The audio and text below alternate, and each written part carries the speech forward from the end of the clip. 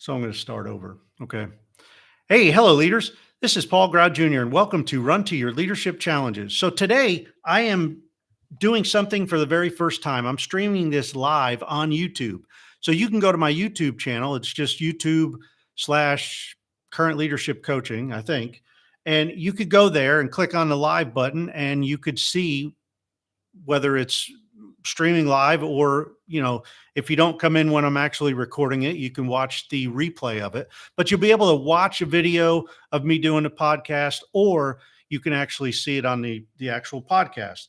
So today I'm talking about since it's the weekend edition, I always try to include something that you do at home, family, friends, outside of work.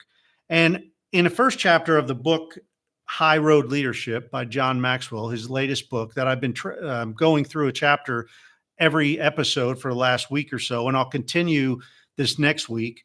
I'll finish up on Friday.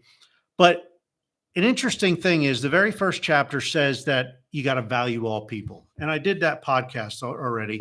And the important thing here that I'm going to talk about today is actually that in order to value other people, you need to value yourself first. And in order to value yourself, you need to see yourself as valuable, as worth something. Let me read this right out of the book. And I think I put this on the podcast earlier in the week. It said, John was speaking at an event and he said that you got to value all people. And somebody stood up and asked the question of, can you really explain that? Because you don't even know me. How can you value me? So John said, he asked for permission to share because it involved his faith. And he said this, he said, God created everyone in his image. So everyone should be valued. He values them, so I value them. When I look at the life of Jesus, I see he loved everyone unconditionally and valued everyone greatly. Even as he walked to his death, his motivation was to love broken and hurting people, not to condemn them, win arguments, or elevate himself. So you can see here that John's ability to value other people is simply because he's a Christ follower and he wants to emulate Jesus.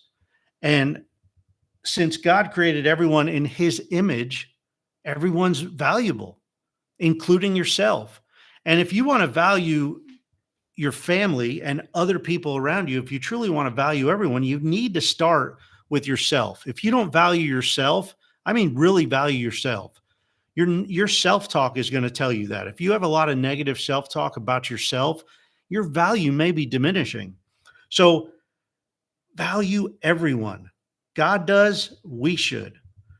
You should also believe in their potential. Now, John mentions this, I think, in the book and one of the chapters, but you need to believe in your potential and others. And I'm really stressing here on family today. When you're out of work, when you're at home, are you valuing your family? Are you valuing your spouse, your kids, your siblings, yourself? And if you are, how do they know it? You see, we need to tell them that we value them because we can't assume that they know that we value them. So a good way to do this is believe in their potential. Tell them that you believe in them. You believe that they have so much potential to do so much. And when you do that, it's amazing how people can perk up. Because so many times we think or we know, oh yeah, we value our family, but we never tell them. We never tell them how much value they are to us. We hardly or rarely ever tell them that we believe in them. Maybe some of us do, maybe some of us don't, but we assume that they know that they value or we value them and that we believe in them, but we need to tell them.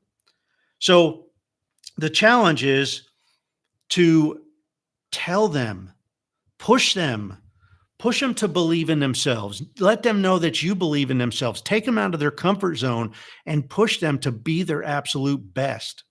Because only when we're out of our comfort zone, that's where we can grow.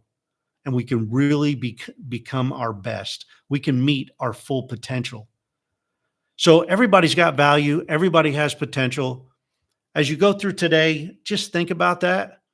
Start by valuing yourself. Make sure you value yourself. Make sure your self-talk is very positive. And if you ever have any negative self-talk or criticizing yourself or talking down to yourself, stop yourself, catch yourself, and say, no, you know what? I'm worth a lot more than that. So, hey, that's it for today. I hope you enjoyed this show, and I will see you on Monday with a brand new chapter. And the next chapter is actually my favorite chapter in the entire book. And the book is called High Road Leadership. You can check it out in the show notes. I'll put a link there for you. And I highly recommend you getting it, buying it. So until Monday, run to your challenges. We'll see you. So that's the live edition, and I just hit stop on the podcast recording. So hope you enjoyed this. And, just remember that to be a high road leader, you have to value people. You have to value all people.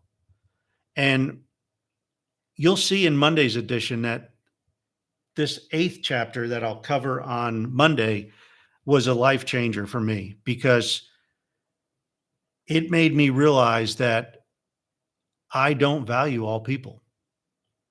I don't. And I think this is the number one divider in our world. Because if we can't value all people, we can't respect all people, and we can't respect their views. And I don't respect people's viewpoints on certain things, and it's wrong. That's wrong. And it points right back to the fact that I don't value them enough to respect their viewpoint. But we're going to talk more about that on Monday. So I hope to see you then. Hope you enjoyed the live. I hope it comes out good. And we will see you later. Figure out how to turn this off.